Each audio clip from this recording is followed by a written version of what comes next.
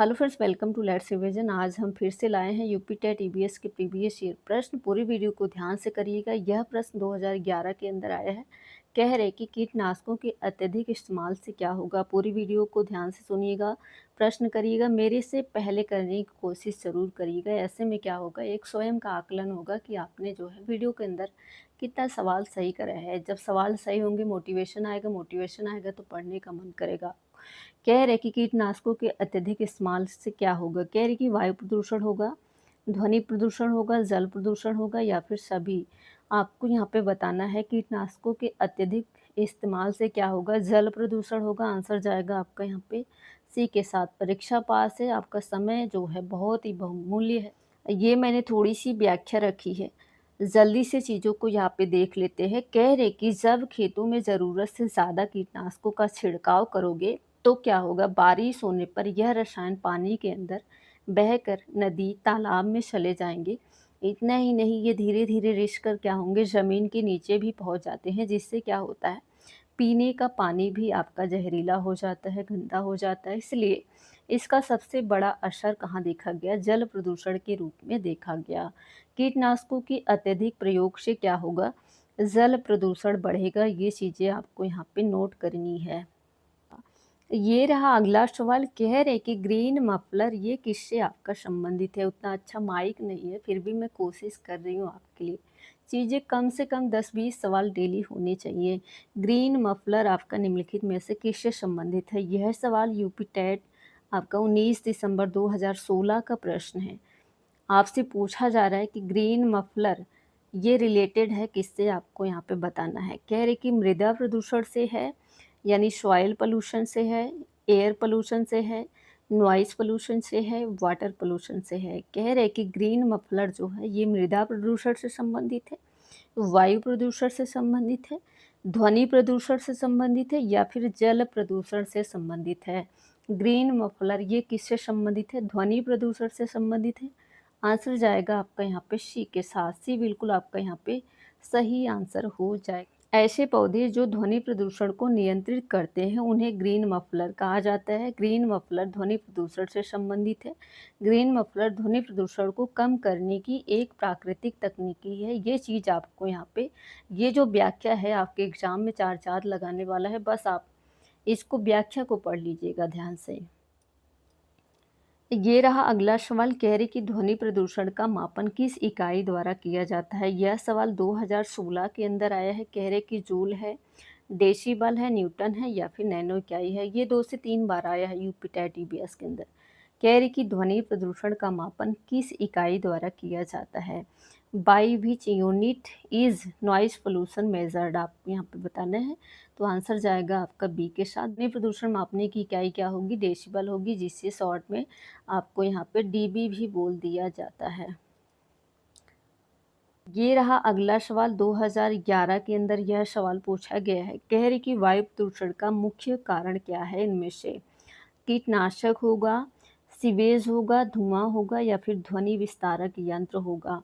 वायु प्रदूषण का मुख्य कारण किसे माना जाता है, धुएं को माना जाता है। आंसर सी आपका यहाँ पे बिल्कुल सही आंसर हो जाएगा। ये व्याख्या ध्यान से पढ़ लीजिएगा। धुआं क्या है, वायु प्रदूषण का मुख्य कारण माना जाता है। मोटर वाहनों, फैक्ट्रियों की चिमनियों, ईंट के भट्ठों, लकड़ी कोयला जलाने से निकलने वाला जो धुआं होता है सीधे हवा में मिल जाता है। इस धुएं में कार्बन मोनोऑक्साइड, कार्बन डाइऑक्साइड और सल्फर डाइऑक्साइड जैसी जहरीली गैसें होती हैं जो हवा को जहरीला बना देती हैं और सांस की बीमारियां पैदा करते हैं। तो ये आप में जो है इतना महत्वपूर्ण नहीं है, लेकिन आपको ये ध्यान रखना है कि ये किससे संबंधित है। वायु प्रदूषण का मुख्य कारण आपका यहाँ पे धुआं। ये रहा अगला सवाल। कह रही कि वायु प्रदूषण को निम्नलिखित में से किसके द्वारा कम किया जा सकता है। ऑप्शन कह रही कि मछलियों के द्वारा, वृक्षों के द्वारा, जंतुओं के द्वारा या फिर सूर्य के प्रकाश द्वारा। वायु प्रदूषण को निम्नलिखित में से किसके द्वारा कम किया जा सकता है, आपको यहाँ पे बताना है। Air pollution can be reduced by which of the following. यह भी सवाल आपका 2011 में आया है। तो वायु आपका यहाँ पे प्लांटिंग यानी वृक्षों के द्वारा वायु प्रदूषण को कम किया जा सकता है। आंसर बी बिल्कुल आपका यहाँ पे सही है। वनीकरण और वृक्षारोपण से वायु प्रदूषण को प्रभावी ढंग से घटाया जा सकता है, इसलिए वृक्ष वायु प्रदूषण को कम करने में सबसे महत्वपूर्ण भूमिका निभाते हैं। ये चीज़ आपको यहाँ पे रिमेंबर रखना है। ये रहा अगला सवाल 2000 आपका 11 में आया हुआ है। कह रहे पेड़ पौधे प्रदूषण को घटाते हैं क्योंकि वे अवशोषण करते हैं। Plant reduce pollution because they absorb. कह रहे कि सल्फर डाइऑक्साइड, कार्बन डाइऑक्साइड, कह रही कि कार्बन मोनोऑक्साइड या फिर नाइट्रोजन। पेड़ पौधे प्रदूषण को घटाते हैं, क्यों घटाते हैं, किसका अवशोषण करते हैं? आंसर जाएगा बी के साथ, कार्बन डाइऑक्साइड। आपको यहाँ पे ध्यान रखना है। पेड़ पौधे प्रदूषण को कम करने में महत्वपूर्ण भूमिका निभाते हैं। पौधे कार्बन डाइऑक्साइड को क्या करते हैं? अवशोषित करते हैं और ऑक्सीजन का क्या करते हैं?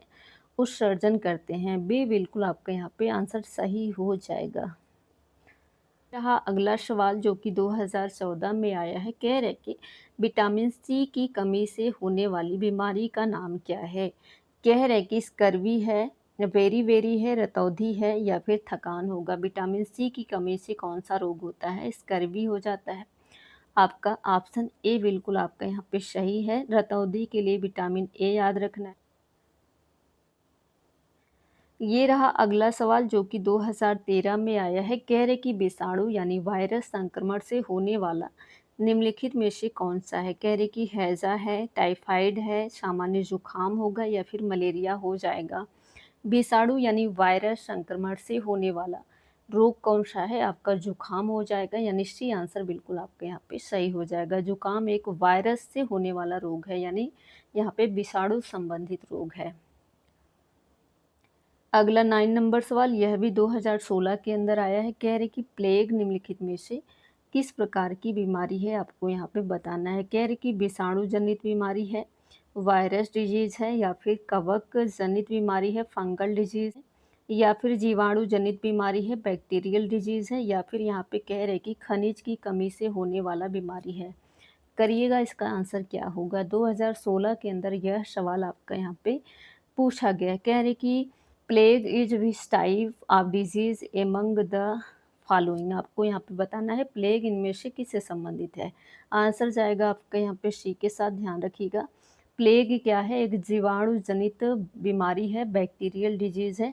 आंसर सी आपका बिल्कुल यहाँ पे सही हो जाएगा।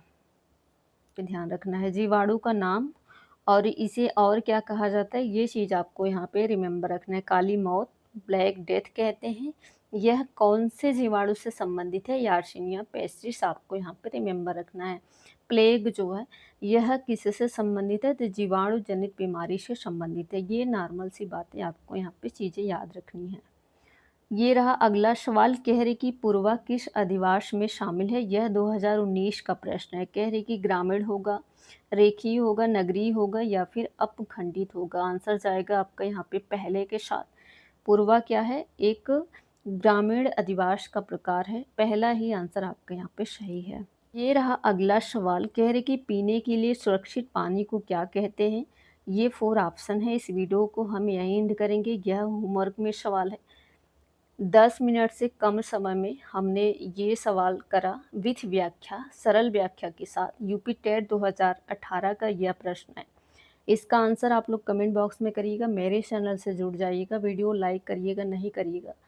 हम कम्युनिटी पोस्ट के अंदर 10 से 20 सवाल डेली कराते हैं। एग्ज़ाम तक सब्सक्राइब करके रख लीजिएगा, उसके बाद अन कर दीजिएगा। चले वीडियो को यहीं एंड करेंगे। आपने 10 में से अगर 6 से 7 सवाल भी सही कराना है तो आप सही डायरेक्शन में हो।